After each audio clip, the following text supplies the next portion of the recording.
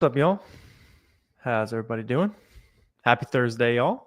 Welcome back to Boxem Office Hours. If you guys are watching on the replay live, every Thursday at 4 p.m. Eastern, as well as Tuesday 4 p.m. and Monday 5 p.m. Eastern. Always happy to hop on here, answer y'all's questions about selling on Amazon. We got lots of good opportunities here. I know I've been saying that a lot recently, but with Q4 here, lots of good sourcing to do. So if you are ready to get after it, now's a great time to do so. And yeah, let me know what questions you guys have as we're popping on in here. So yeah, big focus right now for me is kind of getting the last little bit of very like seasonal FBA stuff off. I would say it's down to the last day or two in terms of making those FBA shipments, especially for things that you want to have in stock pretty much right at the last, during all of like the holiday rush. And then from here on out, a lot of you guys are going to be, optimizing things a lot with doing some FBM opportunities as well. Sweet. So yeah, let me know what questions you guys have as you're popping on in here. Personally, I've been selling Amazon for about 6 years now. It's my full-time income. I think I'm coming up on 7. Need to do the math still, but yeah. Let me know what questions you guys got. Let's see. Do you use virtual assistants? Yeah. So I definitely use virtual assistants in my business. It's a good way to just stop doing the work yourself after a while. The main thing is if you're like thinking about hiring, you want to do that eventually, just make sure that you know how to do the job of the person that you want to replace, basically. Just because you can end up wasting a bunch of money if you're spending money paying people to do work for you and they don't really like or you like don't know how to train them to do the job well. You can end up like spending a lot of worse not super useful money. But once you're at the point where you have plenty of money to spend and things are clicking, usually that's going to make sense for people. Usually like a few months into the business, you can definitely do that. I've hired a team to do pretty much run the whole business for me at this point, which is always nice. Sweet. Yeah, and I'm live all over the place. So whatever platform you guys are on, let me know what questions you have. I'm reading them. I think I'm live on like 6 platforms right now. There's like some new updates to this, so I'm excited to be live all over. And yeah, let me know what questions you guys have. Let's see. Do you have an LLC? Not anymore. Now I'm an S corporation. It's like tax advantage differently depending on your situation. But for a lot of people, an LLC will be the first thing that you'll do in terms of setting up your business for sure. You don't need one technically to get started on Amazon, but a lot of people will do so. Makes sense. Yeah, for sure. Fortunato. Let's see, when you find a product, let's see, when you find the product, how do you order the product with the manufacturer and where do you stock? Yeah, so I mean, I don't order tons through the manufacturer. I mean, kind of like a lot of the products I'll buy will be like directly from the brand's website. So for example, let's say you want to sell Carter's clothing. It's something like there's a lot of like holiday items in Carter's clothing. You can just buy it like directly from the website, and it'll just show you like on SellerAmp. It'll show you exactly how fast things sell. So I'll just buy what I expect to be, a month to 2 months worth of stock, and it's good to go from there. Let's see if an ungate has a dollar sign next to it. It's pretty much no. So sometimes when you ungate, you'll see like I know Jockey is like this. Some Jockey products, for some reason, the brand technically says $ Jockey on Amazon. It doesn't necessarily mean anything. There's just like brands can get randomly separated into 2 brands. It's kind of annoying, but you just apply the same way you did for like the regular one, basically, for sure. What does Boxem help with? Yeah, Gabe. So Boxem is how you list products. It's how you ship products. There's an AI within Boxem that you can use to source products for you, as well as answer any questions you have about Amazon. And you can also automate your feedback with Boxem. So it's pretty much everything that's not doing sourcing, you're in Boxem. Yeah, in terms of, I know a lot of you guys are like new over on TikTok and YouTube, that kind of thing. In terms of getting Amazon, you just need SellerAmp and Keepa for sourcing. And then Boxem for everything else, basically. Let's see. Started selling this week. The GOAT for teaching all the info. Just list your first inventory. Awesome. Yeah, love to see that, Daniel. Yeah, that's awesome. Now, so you listed your first product. That means you'll be getting that first sale coming in here pretty soon as well. Love to see that. Let's see. Does PetSmart cancel orders for curbside? You've been in the weeds. I like it. You're taking advantage of some like pickup orders and that kind of thing. I haven't seen them cancel. Honestly, I don't see very many pickup orders canceled in general, unless they're like truly out of stock. And if you don't know what I'm talking about, you can source an item like today, and most websites like Walmart and PetSmart, Monkey was talking about here. A bunch of different websites. Target's another one. You can place a pickup order and just go pick it up from the store that same day. So what a lot of people will do is they'll like list a product, especially during like peak of Q4 for something that's in stock at Walmart. So they kind of have the item and then just go pick it up, bring the shipping labels with them after it sells. Just make sure you do it on the same day, invoicing wise. But that's pretty fun. I know a lot of people were doing a lot of that last year. Some pretty smart sellers. You can scroll through everything's easy. I've been doing this for about 6 years now, man. Let's see. What's the biggest logistics you've had when starting? I mean, the hardest part of selling on Amazon is finding products, right? Because the rest of it's pretty forward. It's just getting fast at shipping stuff into Amazon, checking your prices, that kind of thing. Product sourcing is the only thing that, product sourcing is like the only skill that makes money, basically. Everything else is just kind of maintaining product sourcing. So if you don't know how to source products yet, now's a good time of year to get started because there's a lot of like extra profitable stuff for the holidays.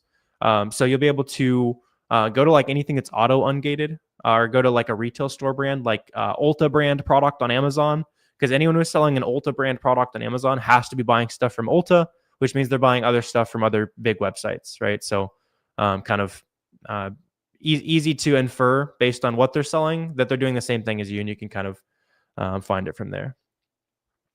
Let's see. You're trying to sell. Yeah. So the course, if you want a course, it's free up in my bio on TikTok or down below on YouTube. There's a free course you can check out. It's about 3 hours long. There's also if you look up Fields of Profit free course on YouTube, there's a 4-hour long free YouTube video there. So, again, it's easy. I don't know what to tell you, man. Let's see. What are the questions you guys got here? Yeah, I did, Sarah, for sure. Appreciate you.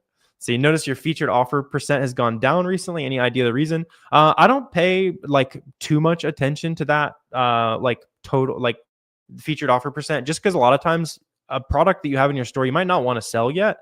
So I don't want to be like 100% featured offer eligible, right? Because like, especially right now, I don't want to be selling everything.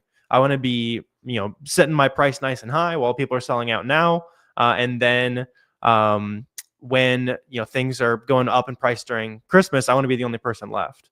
If you're like consistently seeing sales go down, then it's almost always just making sure that you have like consistently good prices, and just buying as much inventory as possible, making sure you have like good quality inventory in stock.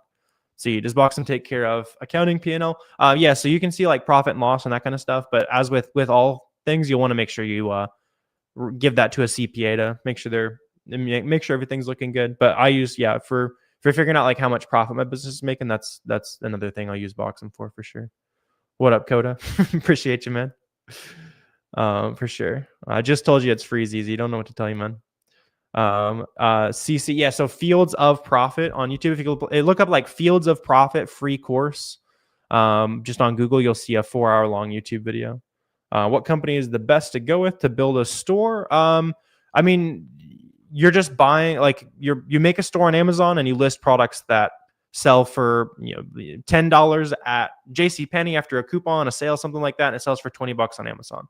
So you're going to be buying from a lot of different places, basically. Let's see, how long does address or reactivation approval take your address change? I mean, probably like, I assume they're going to send you a postcard, and then when the postcard gets approved, you'll be good to go. For sure. Loan you $100. I would be out of money pretty quick if I loaned money to everyone who asked. Unfortunately, Ian. Yeah, I mean, if you're just needing to hustle, make some money right now, go sell stuff at go to like thrift stores and yard sales and stuff like that. There's a bunch of cheap products that that's how I started. Actually, I had like $1,000 to $1,500 when I started. So I started going to thrift stores, reselling stuff that was super cheap. And built up enough money to start a real business, doing arbitrage, selling, name brand stuff. For sure. You'd be happy to make $1,000 not live in your car. That's a great goal, man. Yeah. I hope you're able to get through that. I know it's pretty, for sure. I mean, yeah, like I was saying, if you're dead broke at the moment, you got to put in a little bit of extra legwork. Start selling some of that stuff that is really cheap but takes time to get to, like used books and VCR players at the thrift store, and just stuff that you can find at yard sales and that kind of thing that sells for more on eBay. Once you have like $1,000 or more, it makes a lot of sense to jump in and start reselling name brand stuff. See, to prevent fraud, do you just link your debit/credit card to PayPal? PayPal, yeah, Dennis, that's a good way to do it. It's also a good sign if a website is legit or not. Except PayPal at checkout, it's usually legit. I don't want to say always, but it's pretty easy to get your money back through PayPal if you end up shopping at a website you end up on some random websites like looking for deals and that kind of thing. But it's usually pretty easy to get your money back through PayPal if you have any issues there. Yeah, for sure. Let's see, Tommy, you're looking into print on demand. So I don't do print on demand personally. I've done like a few sales on Amazon merch. Like I think I make like $1 or $2 a month or something like that via Amazon merch, just some shirts that I was playing around with like a long time ago. But not something I've dipped my toes super far in, but I know people definitely make money on it. There's main thing is like there's too many ways to be making money online right now to not at least use one of them. It's never been easier for like a normal person to make money on their own. So just take advantage of something. I sell on Amazon. I'm happy to help you sell on Amazon, but I want you to take advantage of something. There's too much good opportunity out there. What's up, Respawn? See, stop selling, come back and watch. Appreciate you, man. Yeah, appreciate you. Yeah, I know, it sounds like you've been sold back in the day, but I know a lot of people who sell on Amazon like just during the last couple months of the year. So that could be something you're doing. Just because it's like super profitable this time of year, and take a break until next Q4. I know some people do that. It's not obviously not to make the most money, but it's the way to have really high margins and a little bit less work that way.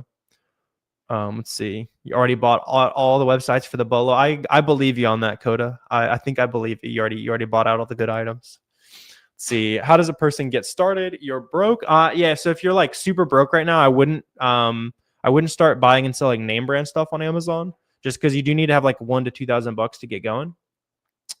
But if you have at least $1,000, start looking at listings of retail store brands that are listed on Amazon. For example, Ulta brand products or Vitacost brand products.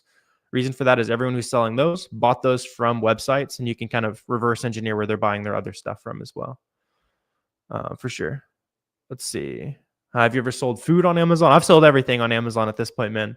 Maybe not literally everything. I think it'd be hard to find a category I haven't sold in at this point, but anything can be profitable for sure. You'll naturally kind of find things that you get good at sourcing, and you have a little bit of personal interest in, or it's like a niche that you're familiar with. So, like good brands, where to get like good sales in that opportunity. But yeah, anything under the sun can be profitable for sure. See, how many sales you have to make to get auto ungates? It isn't like a defined number, but see people after they make their first, I would say like 5-10K in sales, they'll start seeing a lot more stuff automatically get approved. Like I said, that's not a perfect number by any means, but something you can definitely keep in mind. See, is it still possible to ungate any brand? Everybody on Twitter says it's damn near impossible at this point. Anything that lets you apply, you can get approved to sell. Now you might have to submit, 5, 10, 15 times. That's not uncommon right now, but you will get approved eventually. You just have to, be a little bit persistent with it, which is, normal. All things business, you're gonna have to have a little bit of persistence and deal with some roadblocks and that kind of thing. So where people say like you can't get ungated and all that kind of stuff, and all that is people that try once and they throw in the towel, and that type of person is just not going to be a good business owner to begin with. You can have a little bit of persistence if you want to make some money online. Let's see, where do you store all the products you sell? So I store it all at my prep center or at Amazon FBA. And there's a little bit of inventory that we'll do FBM. That's across the country at like a friend's house, basically, taking care of some FBM for me. But the majority of the stuff is I'm gonna buy it. I'm gonna ship it from a website. It's gonna go to a prep center in a state with no sales tax, and then they're gonna plug all those items in on Boxem and ship those off to Amazon for me. And I'll pay like a per unit fee for that. But you're able to save on sales tax that way. So it like saves time and money, and then it's all all the inventory actually sits at Amazon, so you're not having to like, wade through junk at your house. Although I definitely did that when I was getting started. You're definitely gonna have your era of wading through a bunch of stuff in your house that you're trying to sell, but yeah, it's not a permanent condition, if that makes you feel better. Let's see. Starting a card grading company. Yeah, that's completely out of my wheelhouse, Evan, but I like that. Somebody's gotta break up PSA at this point. It makes no sense why everyone still likes PSA so much, but that's completely unrelated. I like it though. Yeah, I mean that's like a whole different world of business, man. Let's see. How do you feel about Shopify? So I don't sell anything on Shopify. There's no real reason for what I do, but for people who create their own brand, it makes a lot of sense to have your own website, for sure. Let's see. So you're hearing you need an LOA to ungate. So most brands will say you can submit an LOA or an invoice. So everyone's just going to be submitting an invoice for that brand, basically. So you just buy, like you're saying you want to get ungated in Lululemon, just buy from the Lululemon website. It's going to be the best way to do it. What up, Adrian? How you doing, man? Happy Thursday. Hope week's going good for you. Let's see. Can you get an invoice for places like TJ Maxx? Online, yes. In store, no. Just because in like an invoice for ungated needs to have your address on it. And if you buy stuff at a retail store, they're not going to put like address on it. Obviously, it's just going to be a receipt. Let's see. Said you made 2 million from Amazon. I don't know if I'm at 2 million profit lifetime. I've sold about a little over $6 million a year, or 6 million total. Sorry. And margins have changed between there. I don't know what the total profit will be there. Right these days, I shoot for about a 10% net margin after I pay my team to do all the work, prep center to do all the shipping and software, that kind of thing. When I was not as automated and I was doing a lot more of the work myself, it was closer to like 20, sometimes even above 20%. But that was obviously a lot more hours. So I kind of made that trade-off, basically. Very worth it to me. You want to run a business. You don't want to be the one doing everything in your business and limiting your growth on that other other things, basically. Let's see. How do people buy and sell from TJ Maxx? So if you're buying from a retail store, you just need to already be approved to sell what you're selling, basically. If you're buying online, you can use the invoice to get ungated because it's going to put your address on it, which matches your seller account, and you can use that as an invoice. But you can't get ungated using a retail store. Like you go out to the store and you have a physical receipt. You can use the one that they email you though. Let's see. Yeah, for sure, MJ. That's all you need to use. That's an invoice. Let's see. Does FBM have disadvantages compared to FBA? Profit is one of the pros, but getting bucks is hard compared to FBA. So, I mean, to me, the biggest con of doing FBM, shipping like direct to customer, if you guys are brand new, is the time commitment. Otherwise, it makes a lot of sense because FBA takes like at least 2 weeks for products to check in. You can make it a little bit faster with Boxem Optimized or Boxem 2D, but it's still going to take at least like 10 days for stuff to check in. With FBM, you can make sales the second you list it. And I've done that before on things that sell really fast. So it's more like a speed to sale thing if you're doing FBM versus other methods, basically. For sure. See, your work put YouTube in restricted mode. Hey, you got to tell the office you're trying to tune into a live stream here. I like it. Let's see. You're able to save money and buy straight from manufacturers. You can. That's like a different business model though. So that would be private label, where you buy from manufacturers and you brand the product yourself and you buy ads and market and all that kind of stuff, which people do, but that's not how I do it. I like to just make the easiest money possible, which is buying and selling stuff that already sells on Amazon. Sweet. Jump Man, you're saying, what do you sell this time of year? Anything that people give as gifts. So it's going to be, shoes, clothes, makeup, chocolate, craft kits, like stuff like that, right? It's stuff that people give as gifts. I'll sell anything, to be honest, but that's like the majority of what my store will be during the Christmas rush. Yeah, and I know a lot of you guys are asking good questions and stuff. So if you want to see how I do everything for free on TikTok, there's a free course up here. Also Instagram, and then down below on YouTube, there's a free course down there. So, free Discord community, about 3 hours of content. I'll show you how to do everything. So there's only so much I could explain on a live stream, but yeah, you can hop in the free course there if you want to learn everything.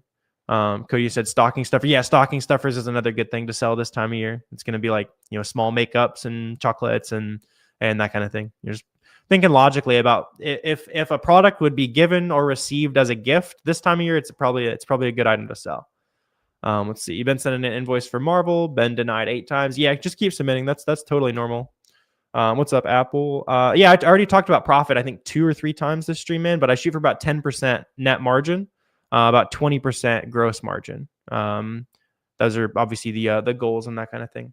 So yeah, coming in trying to hate. There you go, man. So you just buy and flip. Yeah, jump man. Yeah.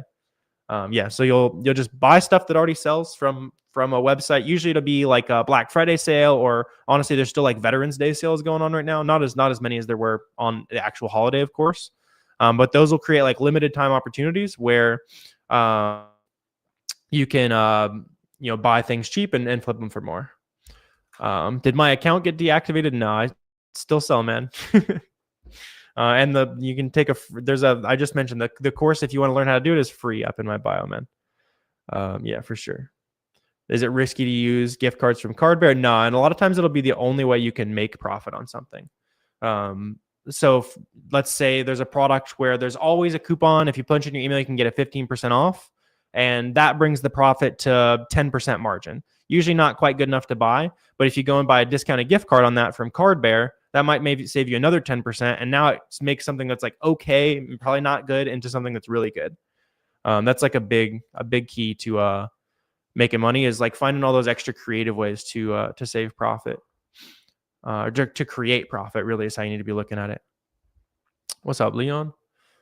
Let's see. Does the product you buy from Lululemon have to be listed on Amazon to work for the ungate? No. So usually when you're getting ungated, you'll buy something that you want to sell anyway. It's you can just use that as the invoice, but technically you can buy something that's not on Amazon. As long as it's like a real supplier and it's the correct brand, you'll be good to go. Let's see. You found a product from Frontier. Item doesn't have a barcode. I mean, if whatever you're selling is going to keep the customer happy, then you're good. Just make sure the listing isn't like generic brand, something like that, or make sure it doesn't have a second listing that has the UPC and that kind of thing. If there's duplicates, make sure you're selling on the one that's like correctly branded, correct UPC, that kind of thing. Appreciate you a lot. Looking good in the profile pic there. Where's that? Out on the beach or something like that, or out on a fancy pool or something. I'm trying to figure that out there. Let's see. Would you recommend only using a prep center after you're ungated? No. I mean, I guess, are you worried about like the invoice, like having the wrong address on it? If so, you can just put your business address as the billing address for the prep center. That's how I'll do it. Makes sense. Let's see. Can you sell FBA and FBM at the same time on the same product? Yeah, and it's even, I would say, optimal to do so, because that way, if you list FBM, you're going to make sales during the like 2 to 3 weeks before things actually start checking in. And then you're capitalizing on sales there. And then when they actually check in at FBA, you can obviously keep making sales there as well. Also, you'll find some items are way more friendly to being FBA sold. Some are way more friendly to being FBM. And if you don't know how to figure that out, just look at there's a pie chart on SellerAmp that'll show you if the sales are going to FBM or FBA. And that can kind of help you figure out like which way you want to end up listing the product. For sure. Sweet. Yeah, let me know what other questions you guys got here. Let's see. Some of your listings don't match the correct UPC, but it's the same product. So Amazon has been deleting some of those listings where it's the wrong UPC. So I would be somewhat careful on that if possible. But yeah. What up, Seller Central boys? haven't talked to you guys in a while. How's everything going? Let's see. Got you, man. Let's see. Yeah, let me know what other questions, you guys. Would the invoice still work after you return the product? If you're trying to get ungated, it will work.